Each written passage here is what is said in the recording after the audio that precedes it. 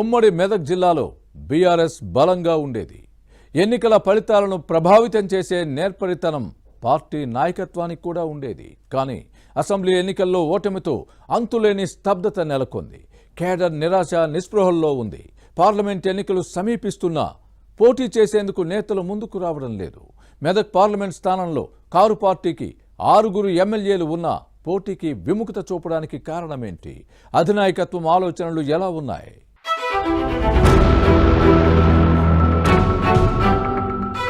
Parliament ఎన్నికల సమయంలో రాజకీయ పార్టీలన్నీ అప్రమత్తం అవుతాయి. క్షేత్రస్థాయి కార్యకర్తల నుంచి పోటీ చేయాలని భావించే ఆశావహుల వరకు అందరూ ఉత్సాహంగా పనిచేయటం మొదలు పెడతారు. కానీ ఉమ్మడి మెదక్ జిల్లా బీఆర్ఎస్ లో మాత్రం ఆ జోష్ కనిపించడం లేదు. పార్టీ అధికారంలో ఉన్నప్పుడు జిల్లాలో తిరుగులేని ఆధిపత్యం చెలాయించింది. మాజీ ముఖ్యమంత్రి KCR car party trouble shooter గా పేరు పొందిన మాజీ మంత్రి హరీష్ రావు కనుసనల్లో పార్టీ కార్యకలాపాలు కొనసాగేవి. అంతెందుకు మొన్నటి అసెంబ్లీ ఎన్నికల్లో సైతం గ్రేటర్ హైదరాబాద్ తర్వాత ఎక్కువ సీట్లు సాధించింది ఉమ్మడి మెదక్ జిల్లాలోనే. కానీ రాష్ట్రంలో అధికారం కోల్పోయిన తర్వాత గులాబీ దళం డీలా పడిందనే ప్రచారం జరుగుతోంది.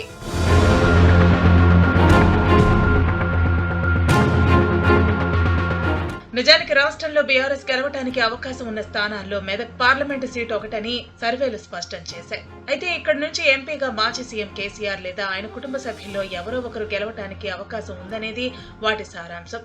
మొదట్లో కేసీఆర్ మెదక్ నుంచి ఎంపీగా పోటీ చేస్తారని బలంగా వినిపించినప్పటికీ ప్రస్తుతం అందుకు సిద్ధంగా లేకపోవడంతో ఆ పార్టీలో అయోమయం నెలకొంది.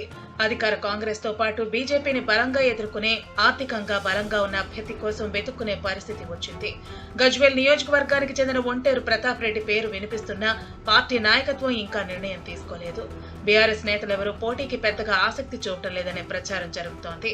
మెదక్ పార్లమెంటు స్థానం పరిధిలో సంగారెడ్డి, పటాన్చెరు అసెంబ్లీ నియోజకవర్గాలు సంగారెడ్డి జిల్లాలోనే ఉన్నాయి.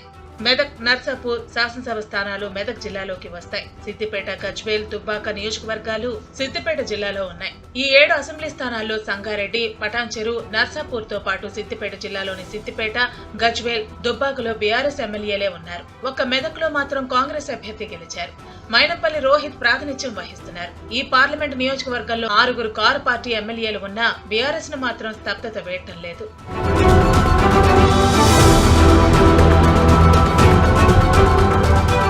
బీఆర్ఎస్ నుంచి ఎవరు అభ్యర్థిగా నిలబడ్డా గెలుపు బాధ్యత మాత్రం మాజీ మంత్రి హరీష్ రావు పైనే ఉంటుందనేది నిర్వివాదాంశం. కేసీఆర్ కుటుంబం నుంచి కాకుండా ఇతరులు బరిలో దిగుతారనే ప్రచారంతో కార్యకర్తల్లో అసంతృప్తి వ్యక్తమవుతోంది. మెదక్ పార్లమెంటు స్థానంలో బీఆర్ఎస్ ను ఓడించాలనే కసితో ముఖ్యమంత్రి రేవంత్ రెడ్డి ఉన్నారని పొలిటికల్ సర్కిల్స్ లో వినిపిస్తోంది. కేసీఆర్ సొంతగడ్డపై గులాబీ పార్టీని ఓడిస్తేనే తనపై బీఆర్ఎస్ నేతలు చేస్తున్న విమర్శలకు దీటైన సమాధానం చెప్పినట్లు అవుతుందని భావిస్తున్నారు.